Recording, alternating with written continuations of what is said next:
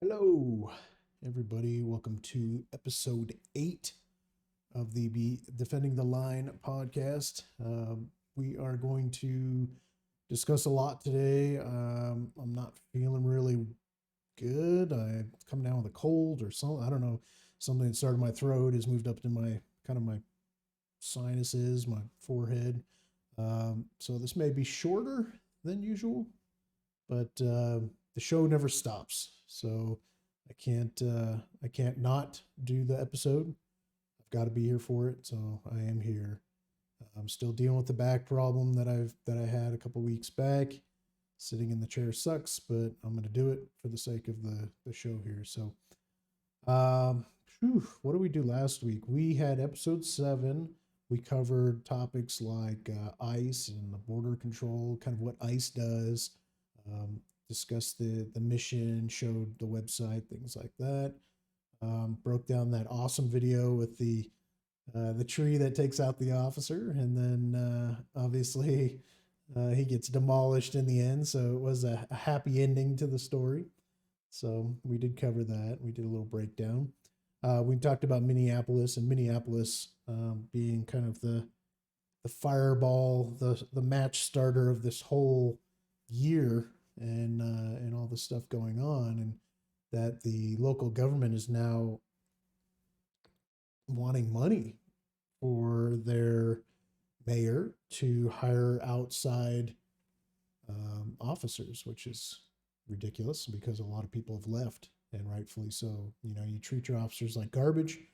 You don't take care of them. You don't allow them to defend themselves. You don't allow things, that are justifiable to occur, and you let the streets run amok with um, violent protests and riots and burning down buildings and things like that. Your officers are not going to stick around. And then they voted to disband them, and they voted to, defund and all this stuff. And if I was an officer in that department, I would have left long before that. It would have been right away. As soon as I saw that they were even talking about abolishing the police department, I would have been gone. I would have looked for another department, lateral joined over there, and I would have gotten out because it's just not worth it. It's not worth it to work in a hostile environment like that. So we discussed that stuff last week. So definitely head over if you're watching us live. Hello, because you're in the chat with me. If you are watching this recorded video on YouTube, thank you very much. You can definitely check out last episode on there. And if you're just listening to the audio and not actually viewing this podcast episode, then thank you very much again. And you can also listen to that episode. It's been uploaded. All that stuff's available. You can listen on Spotify, Pandora, iHeartRadio, wherever you find your podcast episodes. And I highly encourage people to use Anchor, at least to get to the recording. And then from there, you can go to Spotify or somewhere else. But Anchor is where I host essentially the episodes in audio form. And there is some information about the podcast there, some links, and all sorts of stuff that will get you kind of back to us. And you can even leave a voice message if you want, and we can play that voice message on the podcast, the next episode or an episode after that. So we did move the podcast episode. It was Fridays at 10 p.m. Eastern. Now we're doing Thursdays. That just allows everybody, whether it be hosts or guests or anybody that's involved in the podcast, to have a full weekend to do what they need to do. If they want to go travel, they're probably going to cut out of work 5, 4, 5, 6, maybe even earlier, and probably want to go travel somewhere to go enjoy and stay somewhere the night on Friday and not have to worry about being on a podcast. It's more convenient, I think. And so we've moved it to Thursday. Thursday's a good day. We'll have the full weekend where the episode is available, so that if you missed it, the actual airing that we're doing right now live, you can listen to it later. So no worries there. I had someone pop in, and actually before I get to that, I did get a tweet earlier. Important, I get tweets. No, I follow somebody, and they posted as of, I don't know, couple hours ago, it looks like. Tallahassee Police Department announces 178 arrests and human trafficking investigation. That is phenomenal because this year has kind of proven that human trafficking is something that's not really well looked into and investigated. And there's so much movement involved in trafficking that sometimes it's hard to net somebody because they're in a house one day and the next weekend they're in a different house and the people are moved and they move out of state. And there's so much going on that to get that many arrests out of investigation is phenomenal. So great work, Tallahassee, and everybody that was involved. I'm sure there were multiple agencies involved, but amazing work. We just don't see that enough, and we need to. And so thank you for the work that you do. We appreciate you, and keep it up. Keep it up. Catch all these freaking turds that are running around snatching people up, little kids, things like that, and trafficking them. So I did have somebody come up, and it was out of like through a third person comment that came back to me about the podcast, and somebody wanted a topic brought up, and I said, sure, I'll bring it up right now in the next episode. And what that is the hiring process that's involved in law enforcement. And you could cover the hiring process and firefighters and EMS and all that stuff. And it's a lengthy process.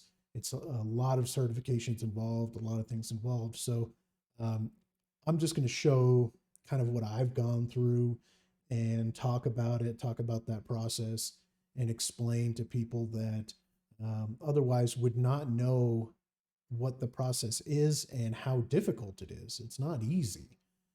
You don't put an application in and get picked up the next day and given a badge and gun and said, hey, have at it. Even if you're a lateral, that doesn't occur.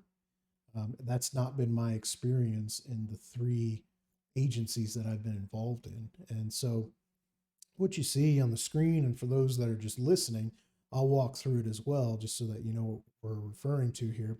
This is the hiring process for the Denver Police Department. And just because I'm in Colorado, it's easy for me to reference the Denver Police Department. It's easy access, that process for me to refer to. And I've been through it, so I can talk about it and use it as my past experiences. So when you look at the process, they have it broken down into 4 phases, so to speak. They have the initial testing, the screening, the selection, and the final testing.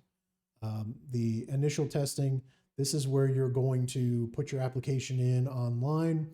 You're going to take a written test and a video test. And the first time I did that process with my first department, I actually went into their facility, took the written and the video test. And I didn't know what the results were for probably, I don't know, a couple weeks. In my last department that I joined, I did a written test and a video test after my application. And I knew right away at least what my results were, but I didn't know if they were going to call me back. Something could happen in the background portion and I might not come back. So I at least knew what my results were. When I did testing out of state, I had to do a video test as well. In the video test, I knew the percentage score right away, but I didn't know what the cutoff was. And every department has a cutoff. So they may want 90s and above, 90% and above, or they may say 80% and above, or 70%, or whatever it is. And so you take the test. I did it through a university, and I was able to see what the percentage score was, but I didn't know where I stood in that process. So that's generally been my experience with law enforcement applications, is that you put it in and you have some sort of testing process that occurs. Sometimes it's more strict than others, and sometimes it's simple, or at least simpler. When you look at the screening process with the Denver Police Department specifically, again, I'm using this as a reference. They have a skills test, suitability test. Now, I've done the suitability test in all my application processes. And the suitability test was, for me, a process where it says, I love my father, true or false kind of thing. Like, I feel strongly about this, or I dislike this, or, whatever the options were. And some were ridiculous. Like, I liked Alice in Wonderland, and I'm not really sure what the hell they were going with that one, but that came up all the time. I'm not a huge fan of Alice in Wonderland, although I like the premise and the idea and the creativity and the imagination aspects of it. The story just didn't capture me, so it was a little too weird. But anyway, they have that process. You fill out the bubbles, they send it off and get that graded, and it gives a whether it's silly questions like that or some other questions regarding your thought process, your attitude, things like that, your mental health. They kind of judge based on those answers kind of how suitable you are for the position and the department itself. So that I've seen everywhere that I've applied for, in state and out of state as well. Polygraph. I took a polygraph in my first department. I took a computerized polygraph where I was hooked up, like answering these questions and like hooked up, and like my voice was measured, and my tone and how I talked and how I answered questions was actually judged and gauged to be true or false if I was trying to hide something. So I did that process as well. And then they have the psychologist interview. I did that in every of all three agencies I went into, as well as out of state agencies. A psychological kind of background breakdown and discussion is had with all of those. So that always occurs. Physical agility test was kind of there and kind of not there. In my first department, I took a physical agility test, had no issues. Did a course where I jumped the fence, I went under a table, I ran around the course, I jumped in through a window, I had to like match a dummy's description with the suspect description that I got at the start of it. And then I had to pull a dummy, and that was my physical agility test, and I did pretty well on that.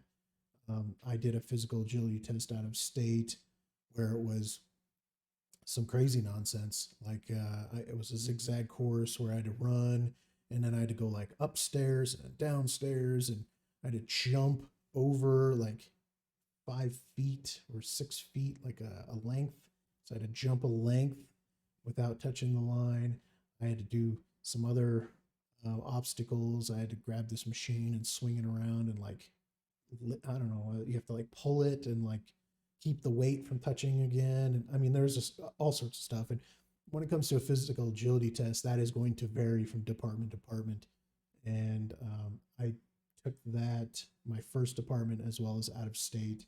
My last department, I did not take a physical agility test.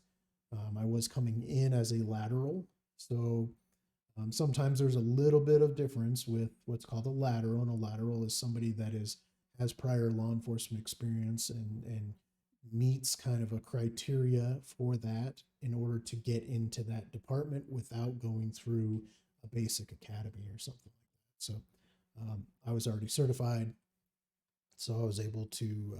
I did not do that portion. That portion is involved in the basic academy that everybody goes through to get state certified, and every state has some sort of certification process.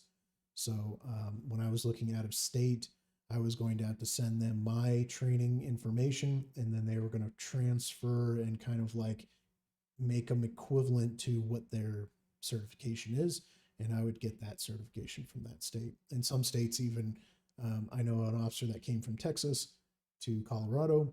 He had a temporary kind of post certification, and he had to take a test with the knowledge, the post knowledge, to get certified later. And that was mandatory for him to continue with his employment. So let's see, there's background investigation that is in every department, agency that I've been involved in, whether it's here in this state or out of state. And that process is in depth. I had one investigator call me and say, "Hey, um, I was looking at your Facebook page." And I didn't give him my Facebook page, but he found it. And he's like, "Yeah, what was this picture that was on there?" And it was a picture of the side of the building. If you've ever seen the movie Judge Dredd, there's an eagle on the side of the Hall of Justice. And the eagle he saw, and he said, um, I was concerned about this image because I thought it looked like a World War II German eagle. And I was like, no, no, no. This is a comic book. I'm a comic book guy. I've been reading comic books since I was young. This is what it's from. I said, go watch the movie. You're going to actually see it in the movie. That's where that's from. And he's like, okay. And I had another background investigator. He got a hold of me and said, hey, I noticed you have a license, business license for a specific company. And I said, yeah. And he says, well, tell me about that. And so I had to break down. This is all stuff that I didn't give them because it was something I hadn't actually started. It was something I was going to do. It was a studio for programming for game design. And so I didn't give them that information because it never happened. But he did the background enough that they were able to find that. In every background I did, they had a question about something that they found that was not included. And just like the things I just told you about, it was nothing I was hiding. It was just stuff that they had found. And these guys go in depth. They'll look at your taxes, they'll look at your real estate, they'll look at literally everything. And it's not a simple process. And I imagine a lot of people get dropped out during the background investigation phase. And I know a couple of people I tested with that seemed like they were going to be pretty awesome, and they failed the backgrounds. So they'll also contact, and when I went out of state, I filled out a packet. It was 35 pages. It was an application, 35 pages to apply to the department. And it was my information, address, phone number, all that stuff, your basic vitals. Then it was literally every place I've lived at in the last 10, 15 years, every job I've held in so many years, my associates, family members, friends. They wanted literally everything. I had to put like parents, and I had to put my siblings, I had to put my neighbors, anybody that I was in contact with. Then they sent letters out to my neighbors and said, hey, is this guy a drug dealer? Is this guy, a gang member? Is there anything of concern that we should know about? And well, I passed my background, but that's the type of stuff that goes into a background investigation. And I think people don't realize just how strict and stringent those can be. So, in the case of the Denver Police Department, they've got this third phase called selection, and the third phase talks about the civil service review, the department interviews, the chief's interview or review, director of safety review. When I went to out of state as well as here in state, to when I applied to different departments, I did have a interview in a panel. I went in and actually did an oral board interview. And in one department, I think it was like 6 people. In another department, it was like 3. In another one, it was like 4. And so it varies how many people will actually be in the interview. But I did the oral board interview. They asked me questions, if you saw an officer steal a candy bar, what would you do? And, I broke down what my answer was. And they asked me about the department itself. Like, how much do I know about this department I'm getting into? I had one question that they said, this year we came up with a number of new policies, new kind of civilian oriented and friendly programs and things. And what were those? And I was like, poof. I was looking at the website literally before the oral board on my phone, and I only got to like the second one. So I said, well, I got to let you know, I've been researching this department. I've been doing it at home, and I was just doing it in the hallway right before this interview. I can honestly tell you, I only know of 2. I don't know all 5 of them or whatever the number was. And that's the kind of stuff that they ask. And they will drop people from that oral board interview and say, that person's just not good enough. Sometimes they'll even go so far as to have you write an essay. I wrote an essay in one of my departments that I applied for, and it asked me whatever the question was. And I said, a whole 2 pages worth of why I want to be there and what my thought process is and why I want to be a police officer and all this stuff. And I really like that process. I like that approach because I think you can get 100 applicants and you're going to get probably 80 of them that are like, I just want to be a cool cop. I want to do cool stuff and ride around in the car and carry a gun. And those idiots should not be cops. But when you ask them, why do you want to be a police officer?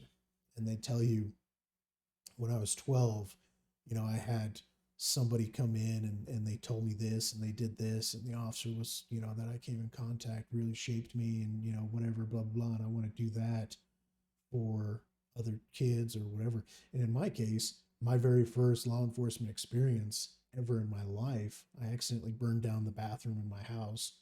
And in the process of burning down the bathroom, the fire department came and they freaking demolished our house because they covered everything in water. And I had a waterfall coming down my staircase going to the outside of the house. And so I had the chief sit me down, and the fire chief, and he's like, well, what the hell's wrong with you? Why'd you do this? And I mean, it was completely by accident. So it was not a malicious intent. But I remember the police showing up too. And so that was my first contact with law enforcement, with first responders, with firefighters.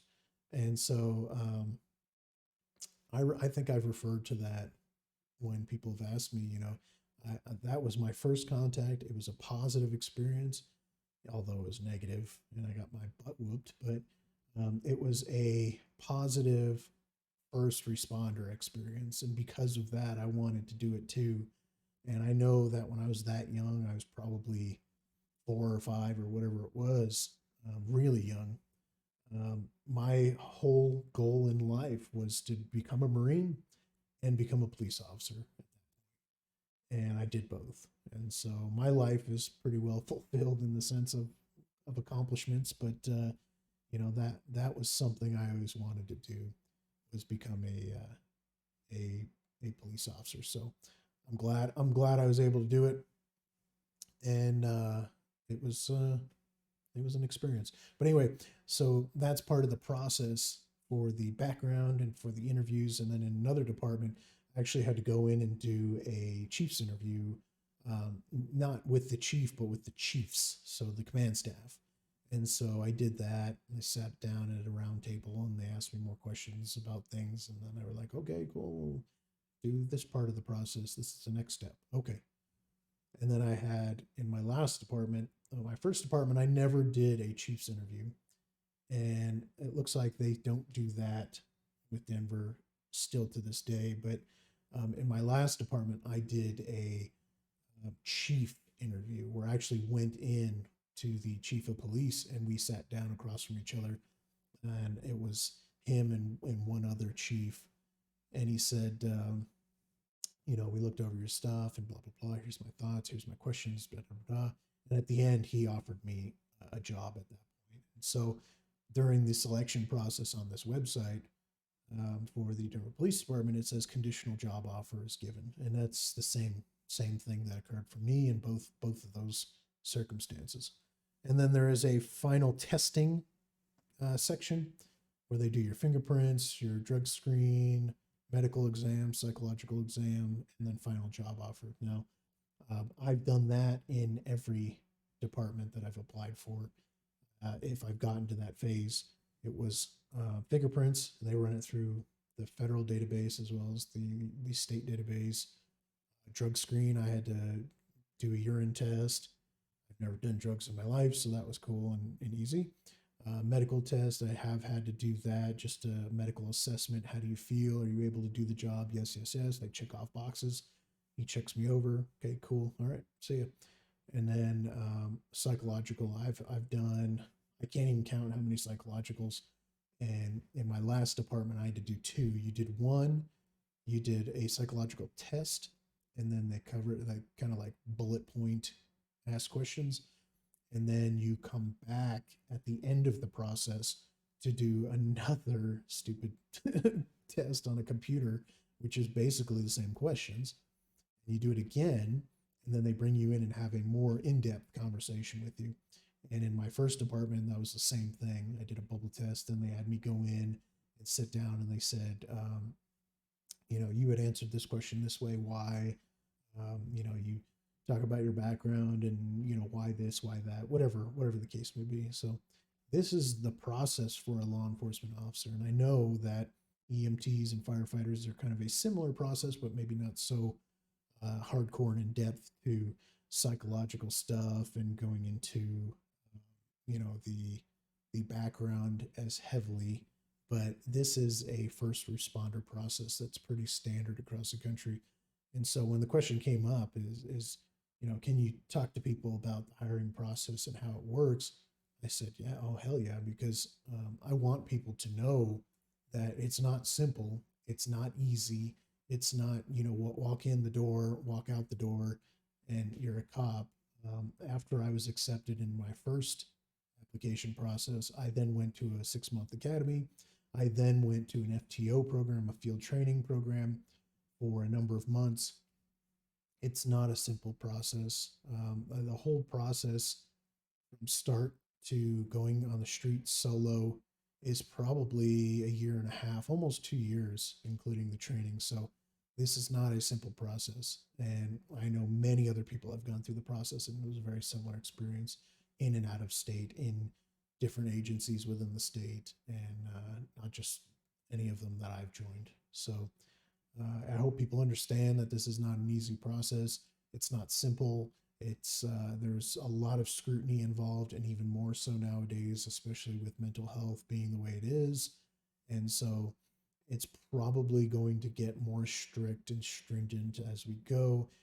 Just understand that that's how that works. This is not simple and quick. Something that came up earlier today that I wanted to cover, and this was just kind of a buffer topic. I was just going to kind of throw it in there, but I thought it was important. And this is a protests that have been occurring in Portland, and we all know about the protests, and it's out of hand, and it's ridiculous. Antifa and BLM and all these guys are just running amok. And so what just happened recently was a cafe called Heroes in Portland was targeted by protesters, and there was some windows broken, and there was some a round fired through the window into the business as kind of a statement, as a point, right? And so the owner is a African American or black man. He had gotten a phone call that asked him about his affiliation and what his beliefs were, and he believes that first responders are incredibly important, as well as teachers and doctors and all sorts of stuff. And in this article that I read, they said they're pro. This is his statement. He says, "We're pro heroes. Our mission, our concept has always been, let's support local heroes, whether they're first responders, which include police, firefighters, paramedics, whether they're educators, teachers, nurses, and medical field, doctors, vets." He said that's been our mantra since we began Heroes about 6 years ago, and it's not going to change. And I think this guy is amazing. I think people need to support him and businesses like his. I think that the fact that these clowns went over there and damaged his business and fired a round into his business is pathetic. But I think it gets into what I am taking the stance now as terrorism. And so when you look at the definition of terrorism, and it varies, but this is the FBI's definition of domestic terrorism. It states violent criminal acts committed by individuals and or a group to further ideological goals stemming from domestic influences such as those of a political, religious, social, racial, or environmental nature. Now, just going off of that alone, that definition, these organizations like Antifa are 100% terrorism. They are a terroristic organization going by that definition. They went to his business, whether it was Antifa or BLM or whoever was involved in this actual damaging of property. They went to this business, they damaged the business. In that definition that's provided by the FBI, it specifically states criminal acts committed by individuals to further their goals, their message, and it says even social and racial message. And so that's what's occurring right now, and it's occurring nationwide, and it's occurring in major cities all over the place.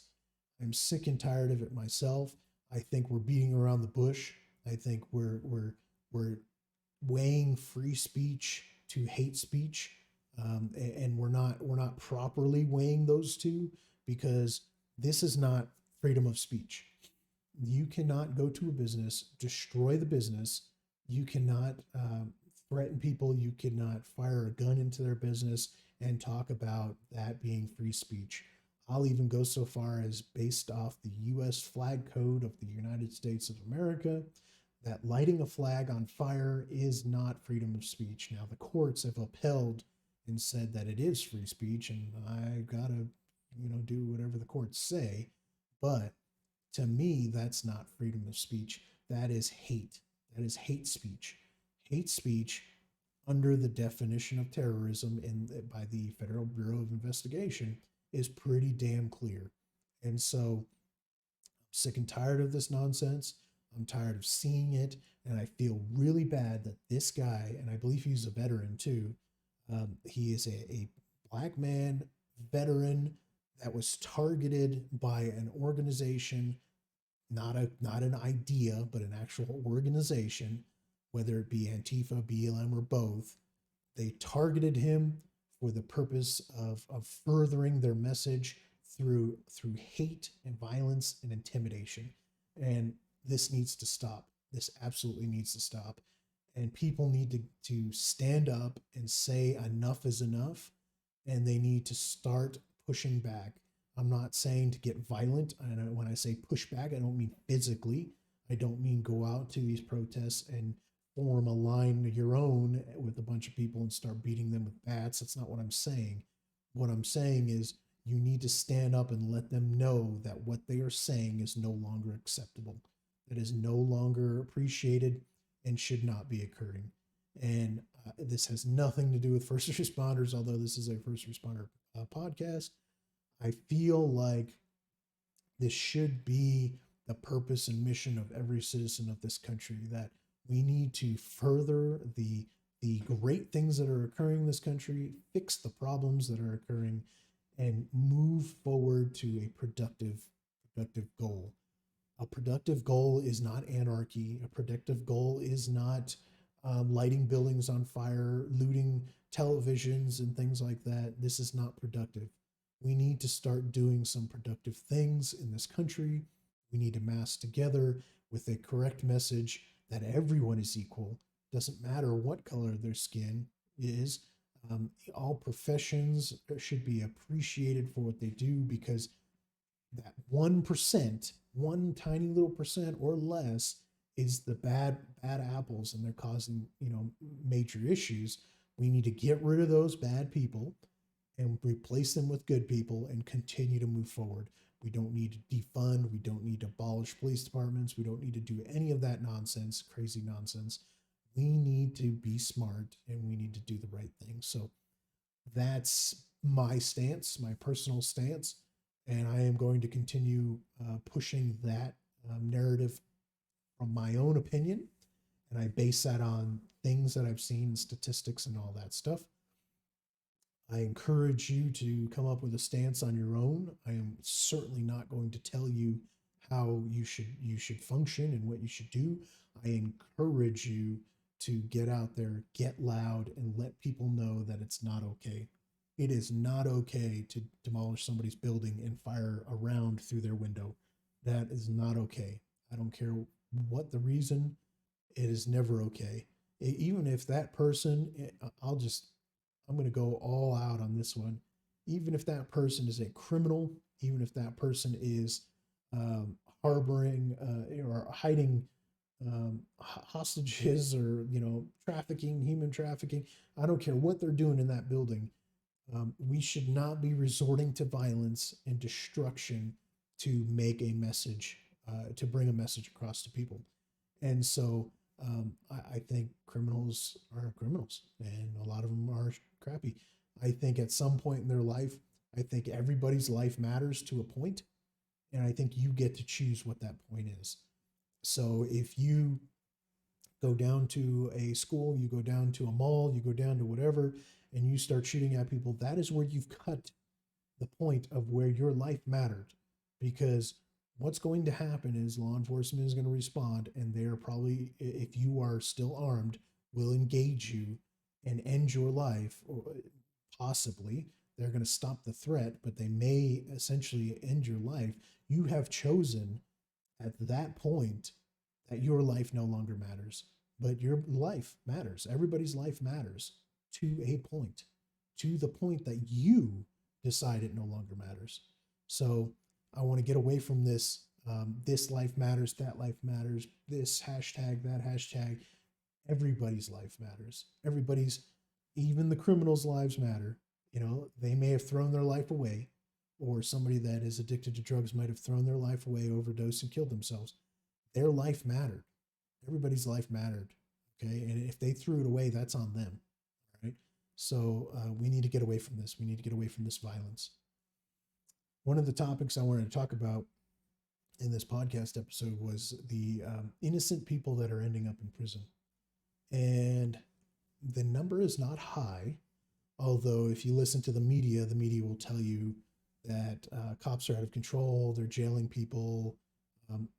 First and foremost, police don't jail people in the sense that they keep them in jail. Okay. They put them in the jail, they bring them to the jail. It is up to the courts to decide whether or not they're going to hold them in jail. And they base that off of the factors of the arrest, the probable cause, the charges, whether they're felonies, misdemeanors, whatever it is. Then they talk bonds or no bonds, or all dependent upon those circumstances. The courts get to decide, one, whether or not you are set free.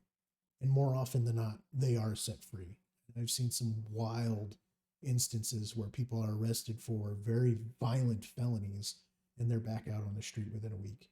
So the court gets to decide who gets out, and the court decides if they go back or if they continue to stay in and then they go to prison or whatever. So it's not the law enforcement that is putting them there. It is the court system.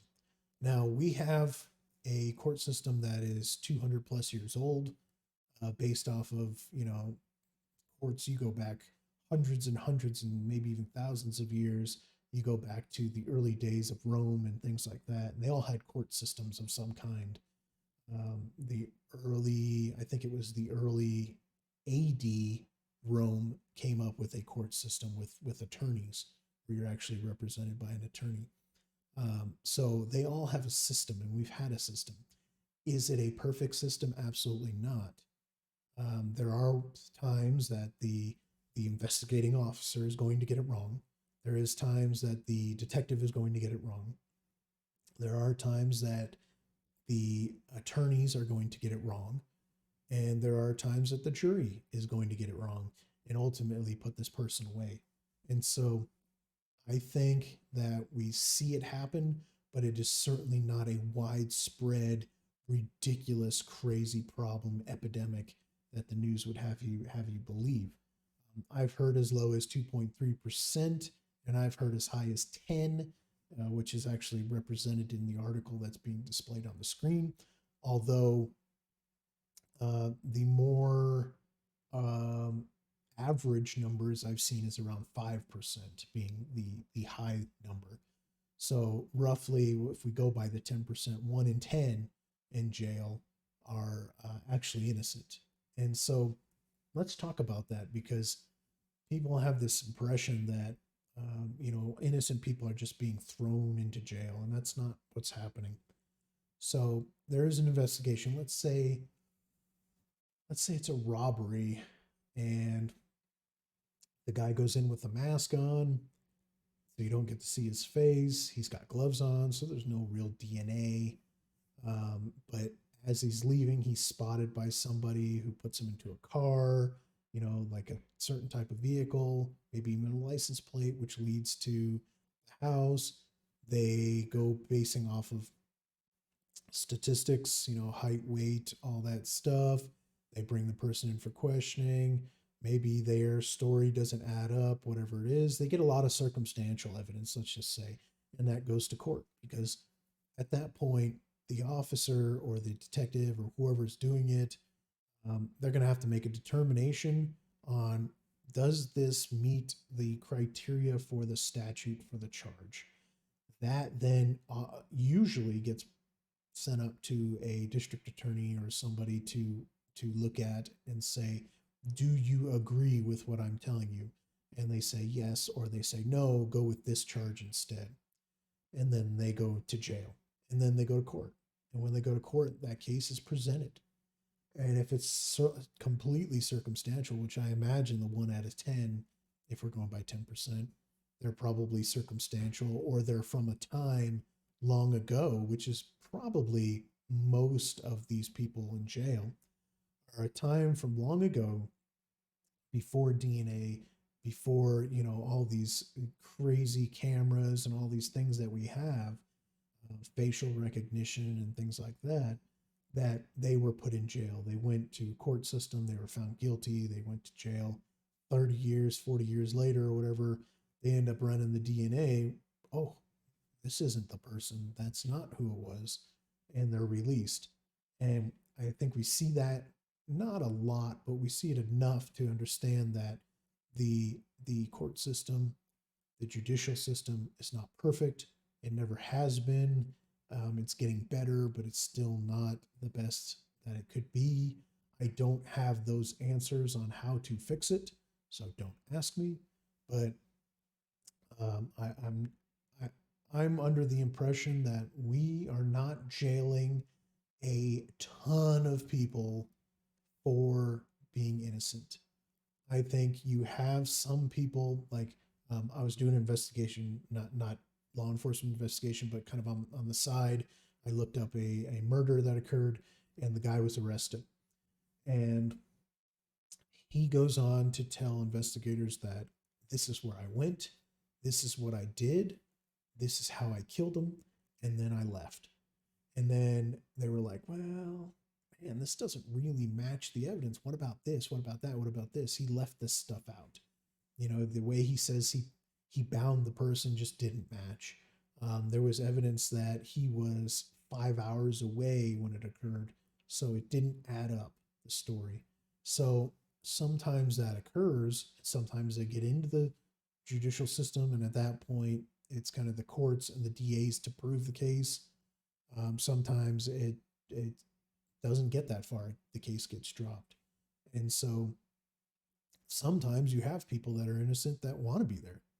They'll plead guilty. They'll go into an interview and say, yep, I killed that person because he looked at me bad, sideways or whatever. And they'll end up in jail and they're actually innocent. This isn't the Minority Report. We don't get to know when something's going to happen and stop the person before it happens. And so I think people need to understand that the bad arrests, the people that are getting put in jail, innocently, more often than not, especially nowadays, this is not some sort of negligence on the officer, the detective, the police, even the DA.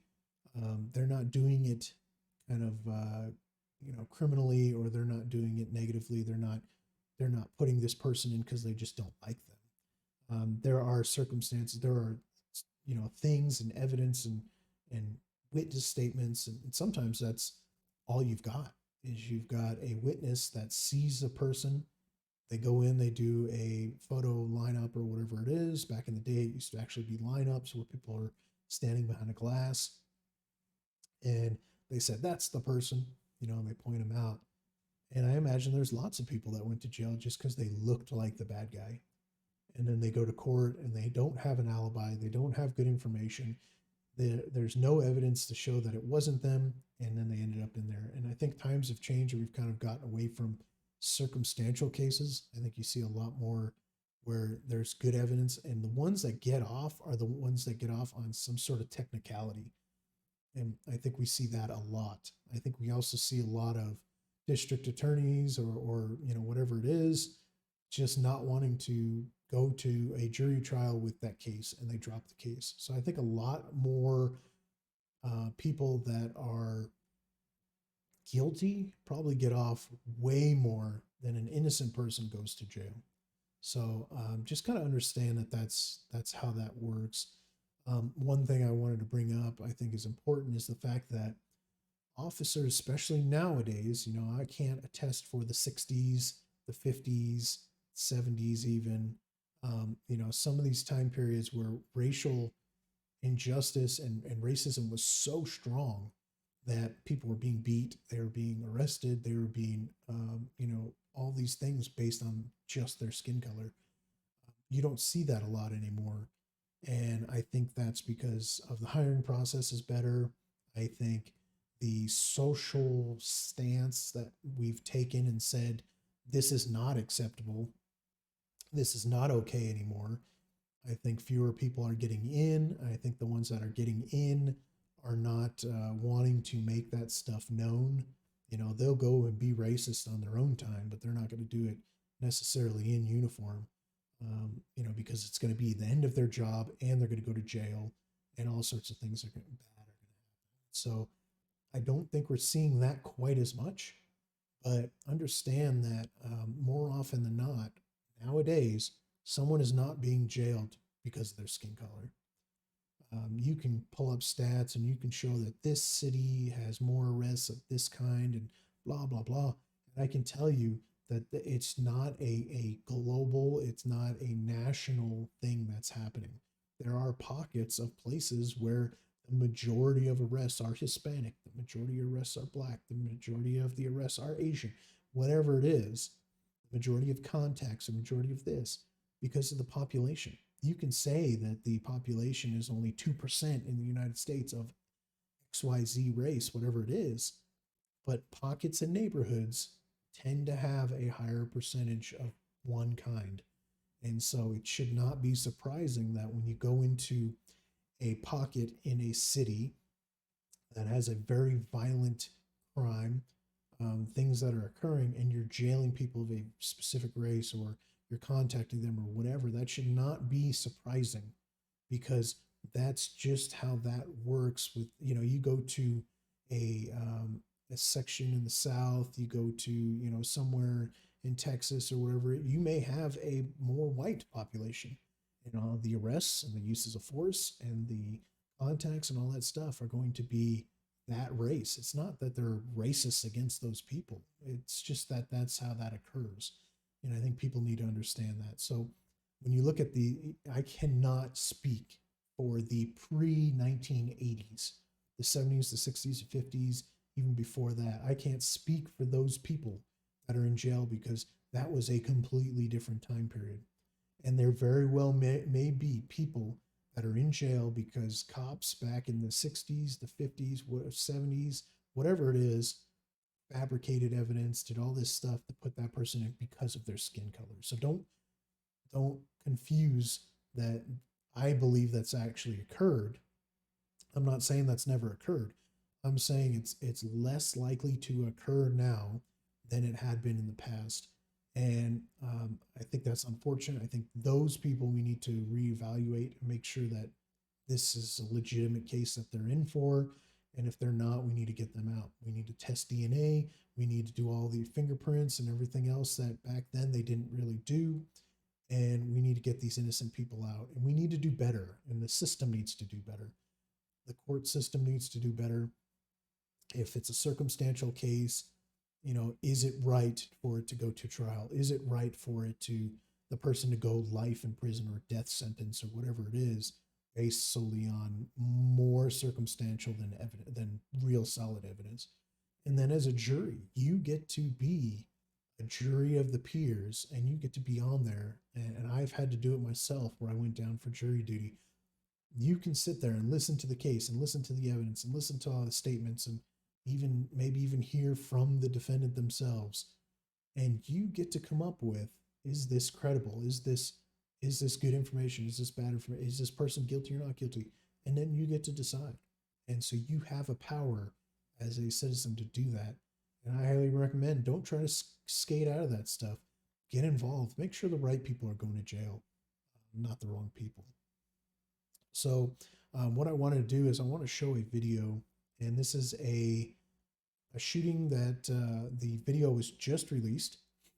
I believe this occurred on the 13th and it was released yesterday. And so I wanted to cover it because it is, there is a lot of drama over this video. And so for those listening to the audio recording, you're not going to see what I'm talking about, but I will go ahead and narrate as I go through this. And so what you're going to see is you're going to see a video. It's two officers following a vehicle. They go through an intersection. The vehicle then goes into a driveway. They go to make contact with that vehicle, and then the vehicle backs out of the driveway and faces kind of towards the police cars. Now the audio is muted for 30 seconds, then it kicks in right here. Stop the vehicle! Stop the vehicle! Stop the vehicle! Stop! 1033. Stop the vehicle, goddammit! Stop! Stop!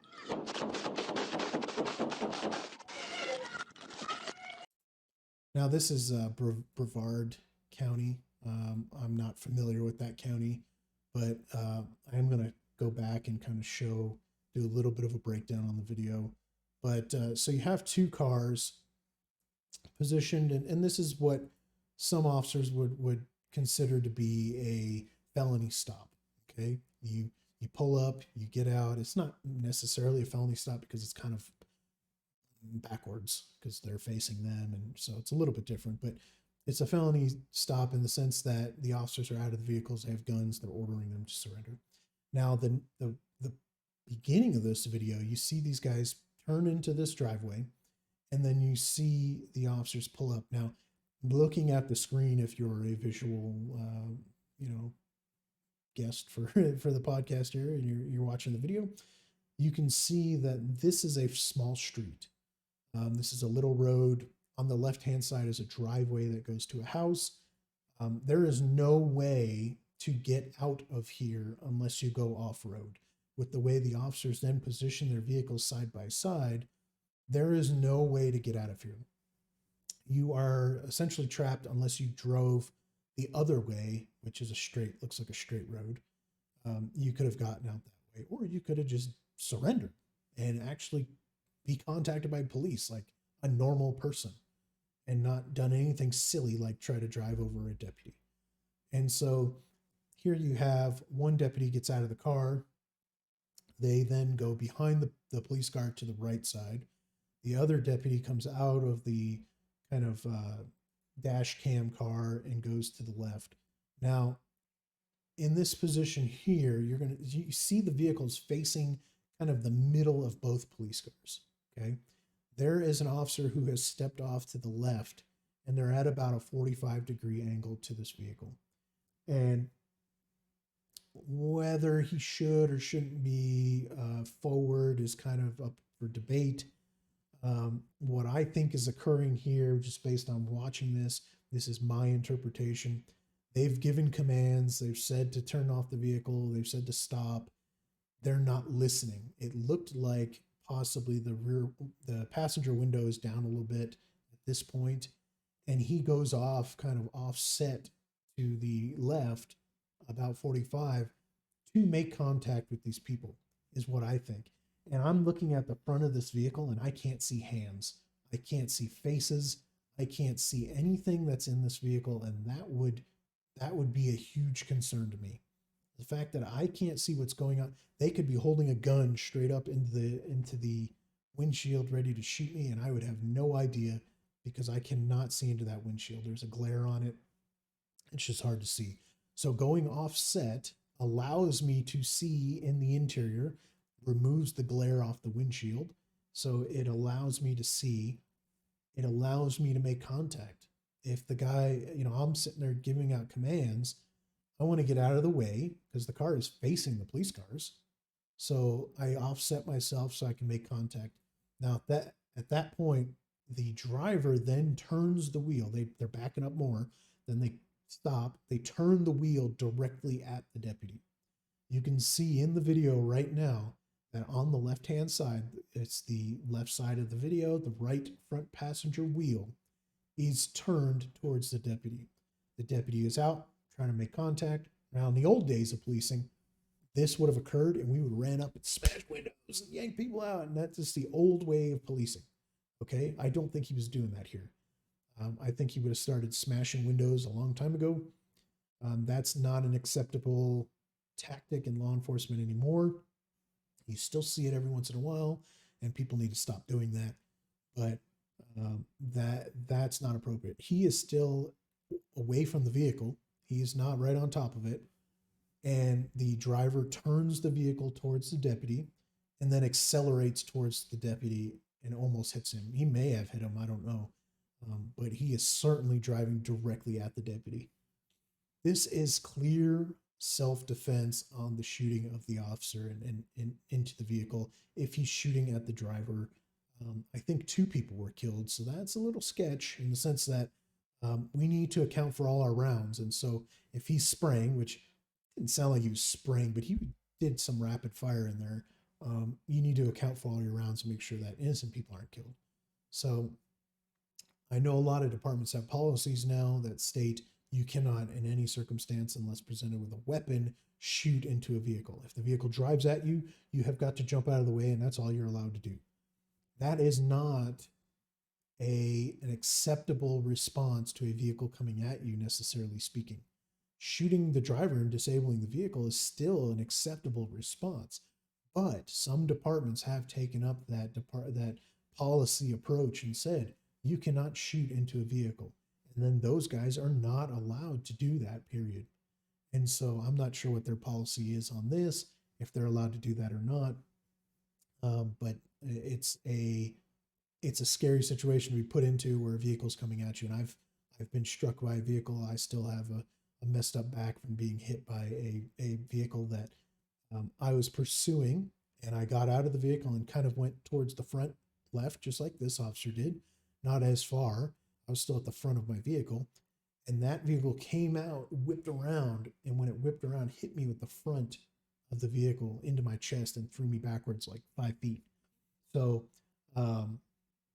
that's not the same here. It's a little bit different, but understand that it's not illegal in the sense to shoot into a vehicle that is coming at you. That is self-defense, but it is not appreciated, acceptable. It is policy restrictive in some departments. And so I'm not sure what that is here, but he fires into the vehicle and strikes 2 people. And so there you go. People are protesting and they're very upset by this. Understand that it is very clear from the video that the driver is coming at the officer. Now, what would have prevented this from happening? If Dummy would have turned the vehicle off and surrendered like he's being told to do. He's being told to stop and he doesn't. If he would have done that, he would have lived. Most likely, 99.9%. If he would have surrendered, nothing would have happened. And we wouldn't even be hearing about it because that happens every day. Every day across the nation, people are being put at gunpoint saying, turn the vehicle off, get out of the vehicle, get down, blah, blah, blah, blah. They're being put in handcuffs and nothing happens every day. Hundreds of people. So that this would have not even have been mentioned at all anywhere if he would just surrendered. If he would have stayed in the damn driveway and not backed out of the driveway. Clearly he was trying to get away. Clearly he's trying to flee. So why? What are you doing that you need to flee? Now this, from what I read, was an investigation of a stolen vehicle, whether it was this vehicle that was stolen or just a vehicle investigation, auto theft investigation. These deputies were part of some sort of investigation of auto theft. And so I don't know if that's what occurred, but I'm just saying if they fled, that might be a pretty good reason to flee. If they had jumped out and ran, that might be a good reason why they jumped out and ran, is because the vehicle's stolen. So understand that these things happen. This is a very clear, you know, self-defense, clear self-defense by the officer. Absolutely. And it shouldn't matter that he stepped out to the left. There can be some, and there's some case law that says that you can't put yourself in unnecessary danger and then take lethal force. I don't see that from this video. I mean, if he had gone out there and laid down in front of the bad guy's car, just lay down on the ground, you know, for them to drive over him, you know, that's it. It's still self-defense if somebody was to shoot it, but at that point, he's clearly putting himself in danger, and I don't think he clearly put himself in danger in here. I think this is going to be the type of thing that the district attorney is going to look at. Whoever their investigative, you know, organization is going to look at, and they're not going to find that there was any sort of wrongdoing of the officer in this case. So I've said it before, I'll say it again. When you're given a command, you're given an order by a police officer, just freaking do it. Even if you don't agree with it, even if you're in trouble, even if you're going to jail, whatever it is, do what they're telling you to do. Because ultimately, you don't do what they're telling you to do, you're going, there is potential for you to get hurt, them to get hurt, something to happen. So I've said it so many times, I can't say it enough. Just do what they're telling you. You can go to court and you can fight it. And we talked about it. At most 10%. At most 10% of the people. And more accurately, 2% of the people are ending up in jail are innocent. If you are innocent and you did nothing wrong, fight it in court. Fight it in court and let the system help you. Get a good defense attorney. If you cannot afford one, try to get one that, you know, through some sort of GoFundMe or so. I don't care what you use. Get some money, try to get a good attorney, fight it. Okay? Fight it. I fight it all day long. And you know what? Most of these officers are going to say, I wish you would fight it because I get overtime. That's a shitty kind of reason to fight it. But I'm just saying, it doesn't hurt the officer to fight it. It doesn't hurt you to fight it. It doesn't hurt anybody to fight it. Just fight it. Go to court. Take it to court. Say you're innocent. Show why you're innocent. If it comes out that, you know, you're innocent, you'll go home. If it comes out you're guilty, you're going to go to jail. But stop fighting cops. Stop running from cops. Stop running over cops. Stop doing all this stupid crap that ends up getting you hurt, you killed, or someone else. Because ultimately, we would have no social problems right now that we're seeing the whole police brutality. The police are out of control, the racial this and racial that, and all this stuff. This wouldn't be a problem if people would stop fighting with the police and stop resisting and stop doing all this stuff. Just do what they're telling you to do and fight it later. I had another topic I wanted to bring up, but I don't think we're going to get to it because we're hitting that hour mark now, and that would put us well over the line. So we're going to go ahead and cover that topic on the next episode. And what that was the governmental power, the branches of government, and there was a vote here in Colorado for one of those branches to get a significant amount of power that I don't think they necessarily should have, and I'll explain all that on the next episode. I don't see any questions in chat. I don't see comments or anything on Discord or anything else.